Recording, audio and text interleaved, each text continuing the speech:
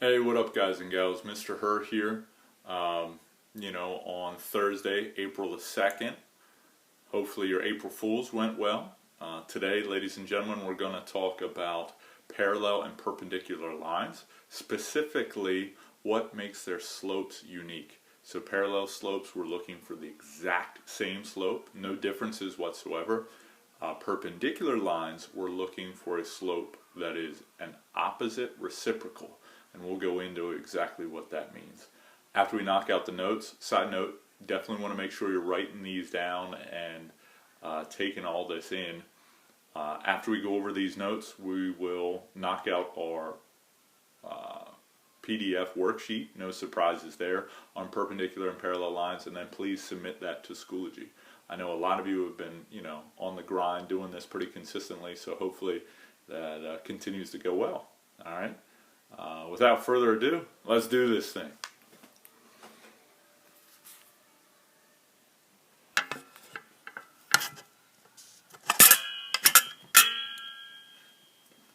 So,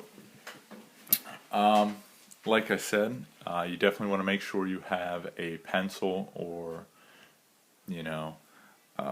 piece of paper with you so we can knock some of this out together. The big takeaway here is parallel lines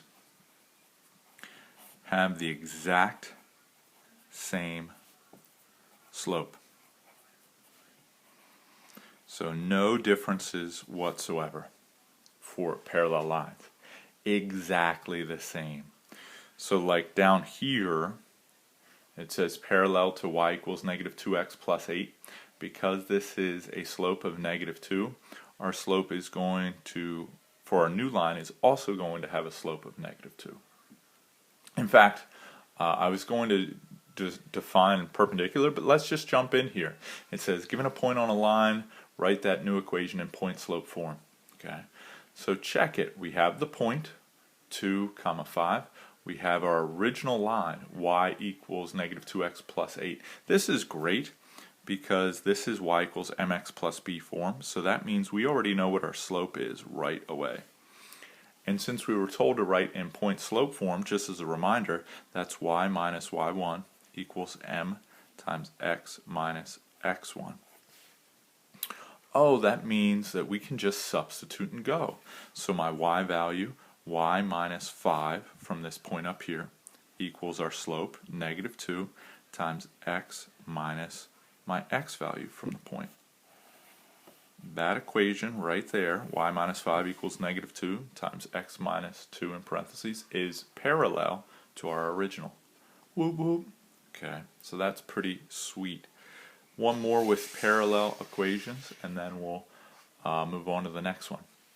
Point on the line 8, negative 3, parallel to y plus 3 equals 1/4 x minus 4. Right here, because this is point-slope form, this is still our slope. We're pretty lucky in this regard that our slope in both questions 1 and question 9 here is easy to identify. So now we're just ready to go. Y plus 3. You're saying, Mr., why is it y plus 3? Because this is a negative 3 right here. Equals 1/4 x minus 8. Oh man, that was quick and easy. Okay, both in number 9 here and number 1 that we did previously, both of the slopes were quick and easy to identify. If our equation was in standard form, aka ax plus by equals c, we would have to solve for y to find our slope.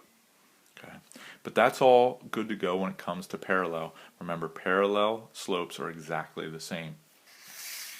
But you might say, Mister, that's great, but what if it is perpendicular? Then what?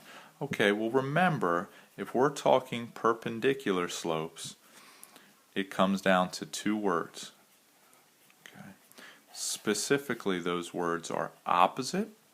That means one will be positive, one will be negative, and reciprocal. Reciprocal is a mathematical term that essentially, in layman's terms, means flip. So a quick example here. If we have an original slope of negative 2/3, okay, its opposite will be positive. No, you don't have to put the plus. I'm just doing it for teaching purposes. Because this is negative, the other one will be positive. And then the reciprocal means we will flip our numerator and our denominator. So it will no longer be 2/3, but it will be 3/2.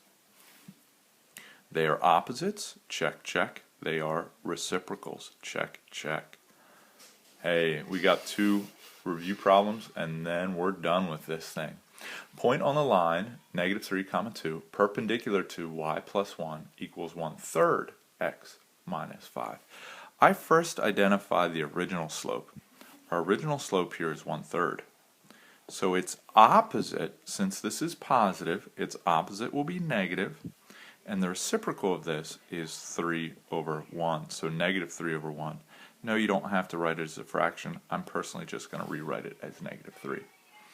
We have our slope, we have our point. At the risk of being repetitive, let's do this thing. Y minus 2 equals -3 x plus 3. Okay.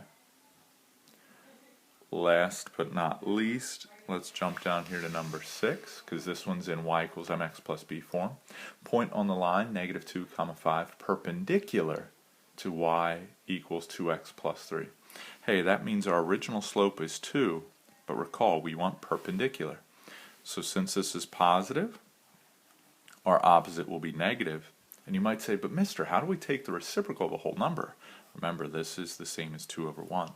So if we take the reciprocal of that, we get 1/2. Specifically, the opposite reciprocal of +2 is -1/2. Hey, now we're good to go.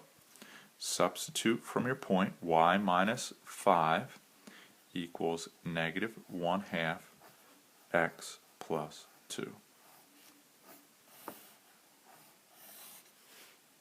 Hopefully you're saying, Mr. Herr, that's exactly what I remember. Hopefully. The big takeaways, recall, perpendicular lines are opposite reciprocal slopes. That's the big takeaway. And parallel lines are the exact same slope. Have a good day, guys and gals, and please knock out that worksheet.